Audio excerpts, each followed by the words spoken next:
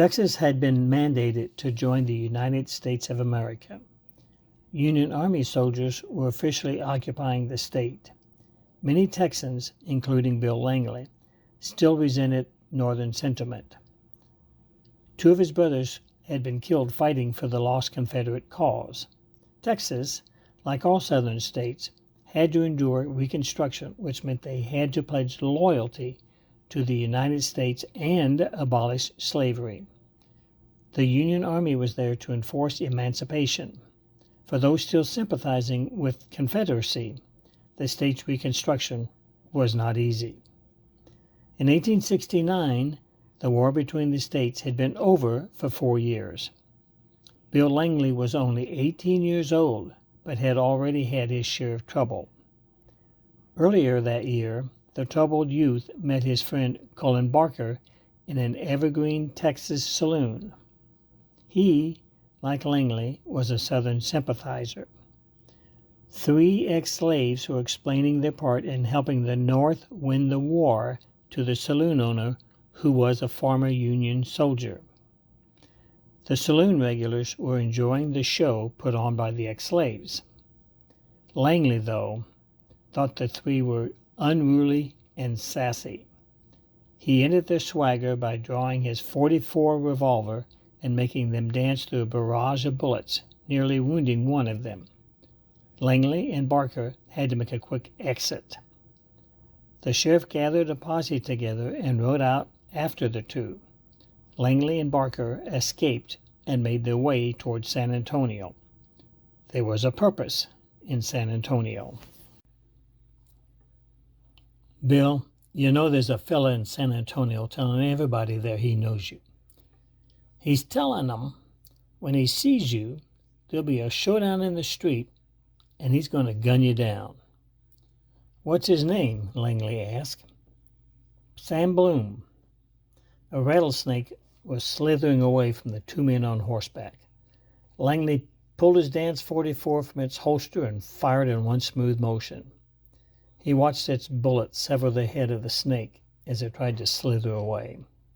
I ain't seen no one faster than you, Barker said. You're right. He's going to find out, won't he? Yep. Langley knew his reputation for a swift gun was growing. This wouldn't be the first time he'd face a man down in the street. Most likely it wouldn't be his last. Gunplay seemed to be what he wanted now. It wasn't long after arriving in San Antonio that Langley heard Sam Bloom was in the Buckhorn Saloon. Bloom could be heard from the street about how he was going to outdraw the famous Bloody Bill Langley. For Langley, there was only one thing to do. Call the liar out into the street. Bloom, I'll give you one chance to live. Get on your horse and leave now. Bloody Bill had called Sam Bloom out. It was time for him to run or fight. Come on out here and face me like a man, you coward. Bring your friends with you. They can tell the story of how you bravely faced me down and died trying. Bloom dropped his gun belt to the floor. Mr. Langley, I'm coming out. I'm leaving. I'm unarmed. Langley watched the young man leave the saloon. Go on, get on your horse and run away, you coward. The Buckhorn Saloon patrons watched Sam Bloom gallop away. Langley glared at the crowd. Shouldn't brag if you can't back it up. Langley was disappointed he didn't get to demonstrate his gun skills, but he knew there would be other chances. His chosen lifestyle meant he would be forever on the dodge and looking for ways to evade the law. Bloody Bill Langley had an earned reputation. He needed to get out of Texas now, at least for a while. A big herd of cattle was on its way from San Antonio to the railhead in Kansas. It would take about 2 months to get there. Perhaps the trail boss would be in need of his gun. Langley and Barker signed on with the cattle drive and headed north. After a few days, the trail boss bedded the herd down outside Coleman, Texas. He asked Langley, Barker, and another cowboy, Jesse Wheeler, to go into town for the supplies. But after a few drinks at the saloon, Wheeler started complaining about one of the other cowboys. Langley disagreed. Wheeler took offense to Langley's disagreement. "We're going to settle this misunderstanding right here, right now. Bill, I've heard you're good with your gun, so let's find out right now in the street."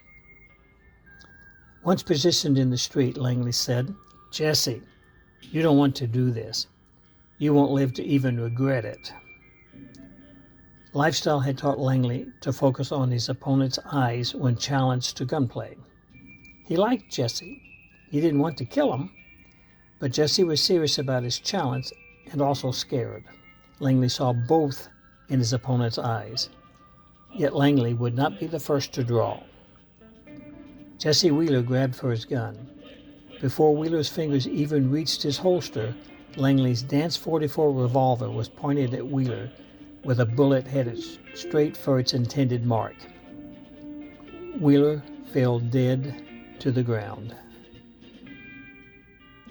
A crowd was gathering. Rather than explain, Langley and Barker gathered up the closest horses and left town in a hurry. Hours later, Bill Langley and Cullen Barker were captured by a group of Coleman, Texas vigilantes who accused them of being horse thieves. Horse thieving was a hanging offense. The vigilantes tied the young men's hands behind their backs and lifted them up on the stolen horses, placed nooses around their necks. "You got anything to say before you hung?" said one of the vigilantes. "We didn't steal those horses," leered Barker. "We found them wandering in the street. They were already saddled and no one around to claim them. We needed horses in a hurry and they were there." Langley and Barker, helplessly straddling their horses, watched as the vigilantes rode away in a hurry.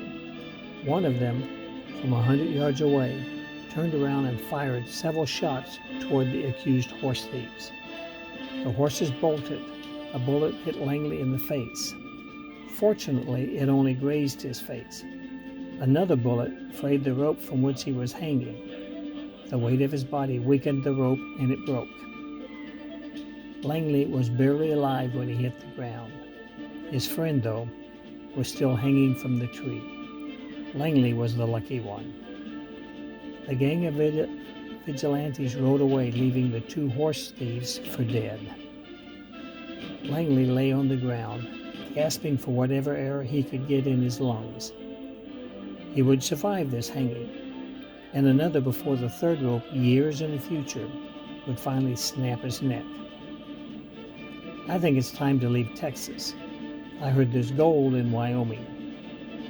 He was unaware, but a circumstance in Cheyenne was about to present him with an opportunity to change his life.